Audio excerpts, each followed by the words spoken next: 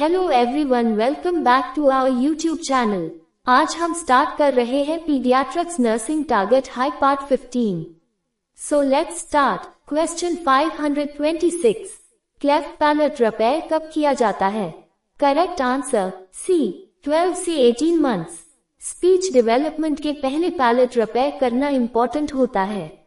Question 527, cleft palate surgery के बाद baby को कौन सी पोजीशन में रखते हैं?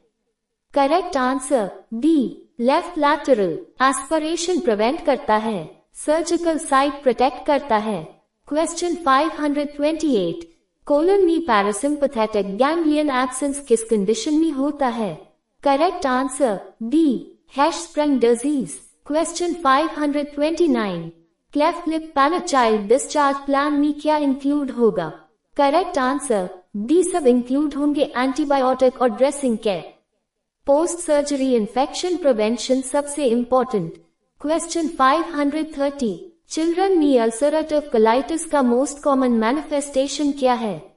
Correct answer D, profuse diarrhoea, colon inflammation, severe diarrhoea, जोड़ blood, mucus stool.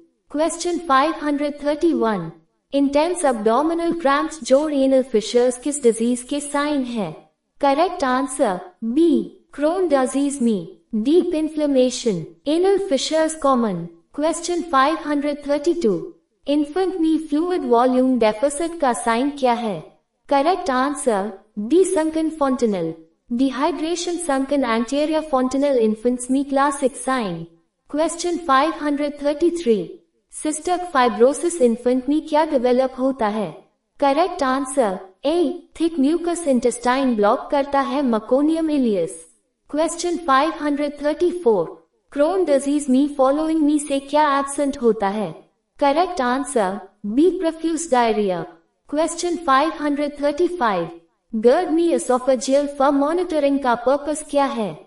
Correct answer B, for monitoring acid reflux episodes count करता है।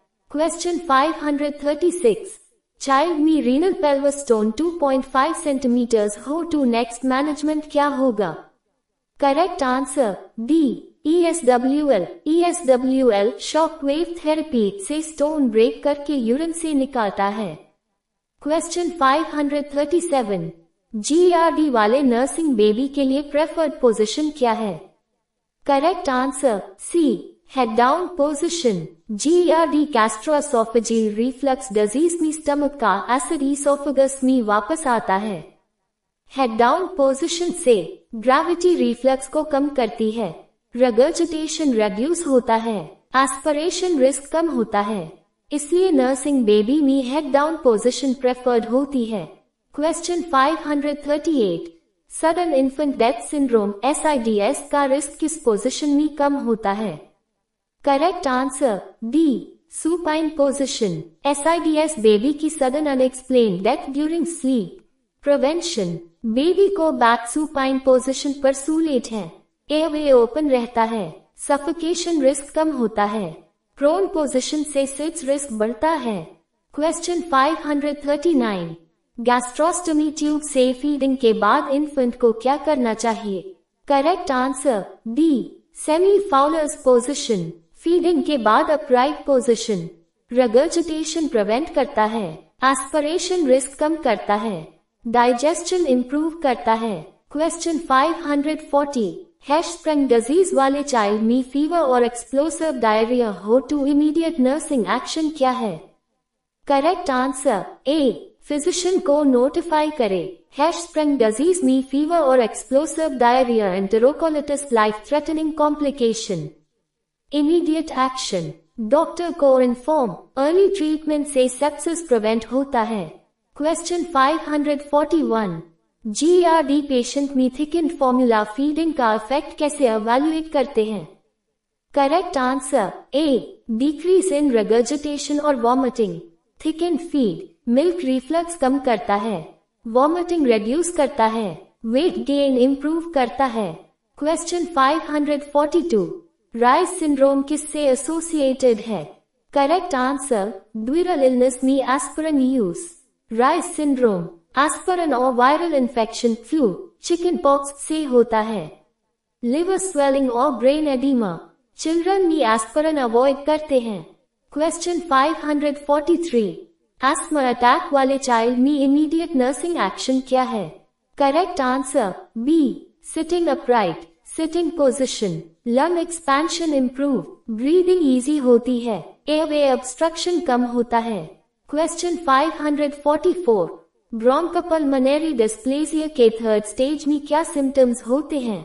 करेक्ट आंसर सी, एल्वियोलाई का डिफॉर्मिटी और necrosis.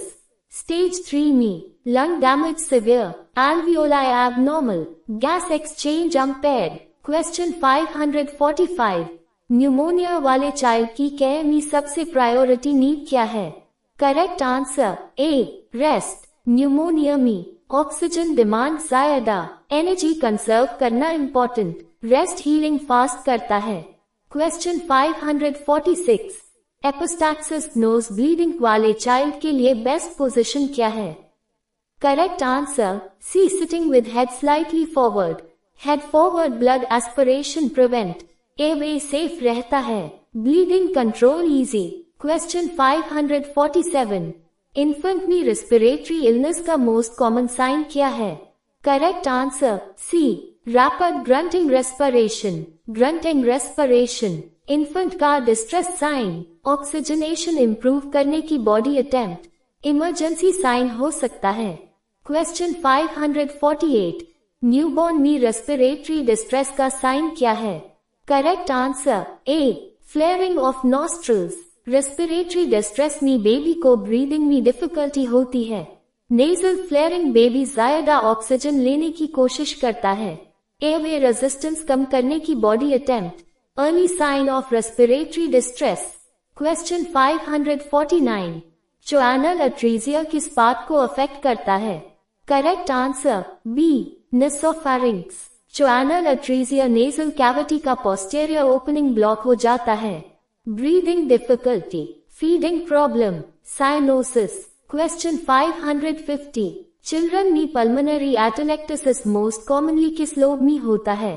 Correct answer A, right middle lobe. Right middle lobe bronchus narrow होता है, long course होता है, easily collapse हो जाता है, एटेलेक्टेसिस रिस्क। तो फ्रेंड्स, आज के लिए इतना ही।